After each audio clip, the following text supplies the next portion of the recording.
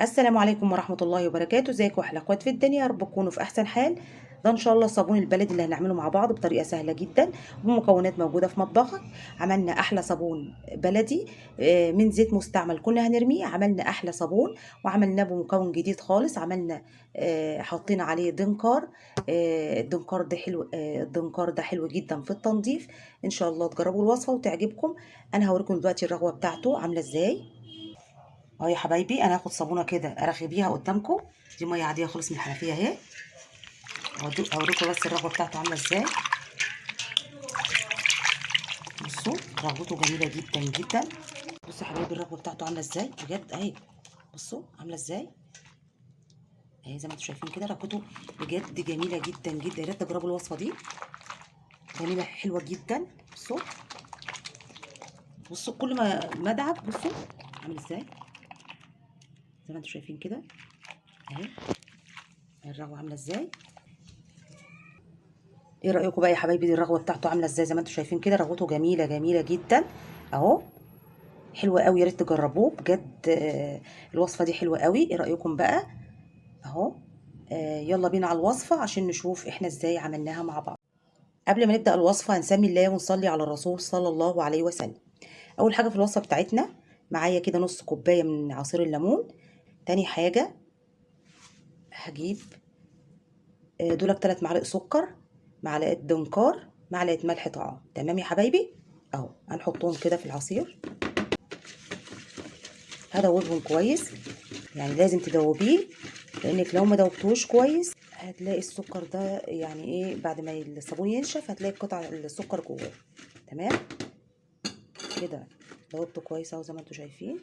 تالت حاجه هنعوز معانا الصودا. دي قشور اهي زي ما انتم شايفيننا كده، بنسميها صودا او بوتاص.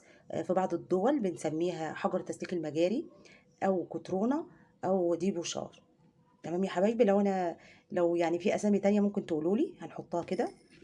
طبعا اللي عنده حساسيه يلبس كمامه، لو عندك شفاط او شباك افتحيه. وطبعا تبعدي نفسك خالص عن الابخره دي، الابخره بتاعته وحشه جدا. تمام بصوا عامل ازاي اهو زي ما انتم شايفين كده. طبعا يا حبايبي انا كنت حاطه في الكوبايه دي برضو العصير. اي حاجه هنعمل بيها بنفس الكوبايه اللي انت هتعملي بيها، اللي هتعملي بيها الزيت هي اللي هتعملي بيها كل حاجه. انا كنت طبعا حاطه الصودا حوالي اقل من نص شويه. هسيبه بقى يا حبايبي يبرد خالص وارجع لكم تاني نكمل الوصفه. بعد كده يا حبايبي بقى ده الزيت اللي هنعمل بيه. انا بنفس الكوبايه اللي انا وريتها لكم عملت بيها 4 كوبايات. تمام 4 كده وشويه صغيرين، دولك 4 كوبايات. تمام لازم الكوبايه اللي بتعملي بيها هي نفسها اللي يعني تعملي بيها كل حاجه. ده زيت مستعمل زي ما انتم شايفين كده، انا مصفيه خالص. لازم انت تصفيه خالص من اي شوائب. انا يا حبايبي هجيب كده معلقه بيكربونات الصوديوم، نحطها حوالي معلقتين صغيرين كده بالمعلقه الصغيره، وهدوبهم كويس. انا اول ما البطاطس برد انا دلقته هنا. تمام الكاميرا ما اخدتش بالي انها فصلت. تمام انا اسفه جدا اهو. يبقى انا كده حطيت الصودا بعد ما بردت خالص، هدوبها كويس. بصوا انا لما حطيتها الصودا بصوا ابتدى لونه يغير زي ما انتم شايفين كده. هتقلبيه كويس. انا حطيت 4 كوبايات زيت، 4 وشويه صغيرين كده، وحطيت معلقتين صغيرين بيكربونات الصوديوم، وحطيت الصودا بعد ما برد وبقلب. هجيب ده صابون سايل اهو، انا عاملاه معاكم على القناه. بصوا عامل ازاي تحفه بجد الصابون ده، يا ريت تدخلوا تشوفوه، جميل جدا جدا. حطيت كده نص كوبايه. انا لسه عامله الفيديو ده جديد معاكم بتاع الصابون السايل ده، بجد حلو قوي. بصوا لونه عامل ازاي، بجد لونه تحفه. بصوا غير لون الزيت ازاي، خلى لونه عامل ازاي.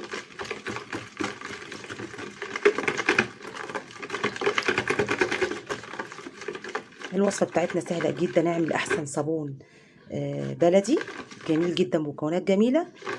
ثانيه واحده هحط حاجه كمان، لحظه واحده. بصوا يا حبايبي هحط برضو آه الكيس ده بتاع الصابون السائل اوكسي بتاع المواعين. انا بحطه عشان ريحه الليمون فيه بتبقى جميله جدا، مع ان انا حاطه برضو ليمون بس برضو بيدي ريحه حلوه جميل جدا. هتلاقي في كذا وصفه هحط الكيس ده. بصوا عامل ازاي، انا هفتحه واحطه اهو.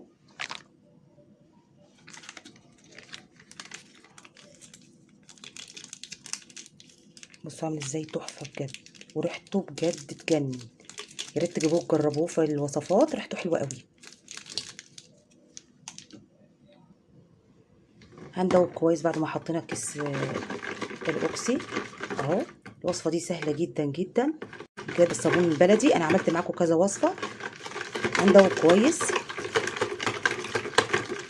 انا هدوب بقى كويس وارجع لكم تاني. بصوا يا حبايبي، انا قلبتها تقل معايا اهو بقى. بصوا تقل معايا اهو. طبعا انت هتتنك تقلبي كده كتير لغايه ما يتقل معاكي. تمام. هو هياخد وقت عشان تقلبيه. ممكن بقى لو تضربيه بمضرب، او لو عندك خلاط قديم شفشق يعني انت بتعمليش بيه الاكل، ممكن تضربيه، هيسهل عليكي، هتعملي بسرعه يعني. لكن احنا لو قعدنا نقلب هنقلب كتير. تمام. ممكن بقى تقلبي تقعدي شويه، مش لازم يعني تقلبي 5 دقايق وتعملي اي حاجه وراكي وبعدين ترجعي تاني تقلبيه. لكن انا قلبته كتير. بصوا كده بقى. انت لو عايزه تحطي دقيق ممكن تحطي. انا هحط معلقه واحده بس، معلقه واحده بس اهي. مش هحطها كلها كمان، هحط نص معلقه عشان انا اصلا هو تقل مني. بس انا الصراحه بحب احط دقيق. انت ما تحطيش خالص. انا حطيت نص معلقه بس عشان هو مش محتاج اصلا، هو تقل مني عشان انا قعدت اقلب فيه لغايه ما تقل معايا كده زي ما انتم شايفين. بصوا يا حبايبي، اي علب عندك، علب سيليكون او علب عاديه. دي علب عندي دي بتاعه كاكاو اهي، ودي برضو علبه تانية عندي اهي. تمام. وعندي دي برضو اهو، هحط فيهم. لحظه واحده هفضيهم بقى وارجع لكم تاني. لحظه واحده اهو يا حبايبي بقى. بعد ما فضيتهم زي ما انتم شايفين كده، فضيت في ال3 علب دول. الرابعه بقى هم قضوا ال3، ما حطيتش في الرابعه. طبعا انت ترجي العلبه كويس على الرخامه. طبعا انت عندك علب عصير، علب جبنه، علب سيليكون، اي حاجه حطي فيها اللي عندك حطي فيه. تمام يا حبايبي. لو ما عندكيش علب خالص حطي جيبي صينيه وحطي جواها مشمع وحطي فيه الصابون عادي خالص. انا يا حبايبي هسيبه لغايه ما ينشف وبعدين ارجع لكم. كده يا حبايبي بقى رجعت لكم بعد الصابون ما نشف. زي ما انتم شايفين كده ال3 نشف اهو. هو بيتشال بسهوله. تمام اهو. انا هفضي الصابون وارجع لكم تاني اهو يا حبايبي. بعد ما طلعت الصابون من العلب زي ما انتم شايفين كده 3 اهم. ودي كمان دي كنت حاطاها في علبه شاي اهي.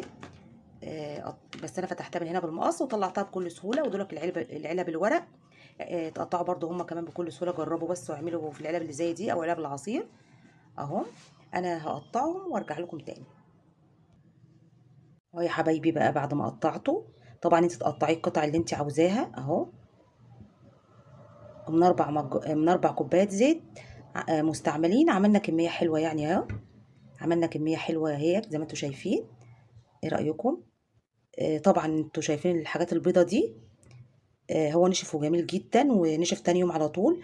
بس اللي جوه ده، انا طبعا انتوا شفتوني لما حطيت نص معلقه الدقيق هو كان تقيل مني. بس انا بحب احط دقيق، فانا نسيت احطه في الزيت فحطيت نص معلقه. كان اصلا تقيل مني مش محتاجها.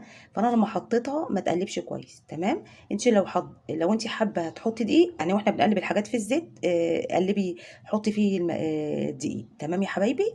انا حبيت بس اعرفكم اهو. زي ما انتوا شايفين كده انا قطعت بكميه حلوه يعني زي ما انتوا شايفين اهو. اهو دي كل الكميه اللي انا عملتها زي ما انتوا شايفين كده اهو. ايه رايكم بقى؟ بجد الوصفه حلوه قوي يعني، مش مكلفانا حاجات بسيطه قوي. عملنا كميه حلوه يعني احنا بنعمله مكونات حلوه قوي. عملنا احلى صابون ونشف على طول يعني. على طول تاني يوم انا جبت قطعت العلب ولقيته ناشف زي ما انتوا شايفين كده. طبعا يا ريت يا ريت يا حبايب قلبي لو بتعجبكم الوصفات بتاعتي، يا ريت يا حبايب ما تنسوش باللايكات.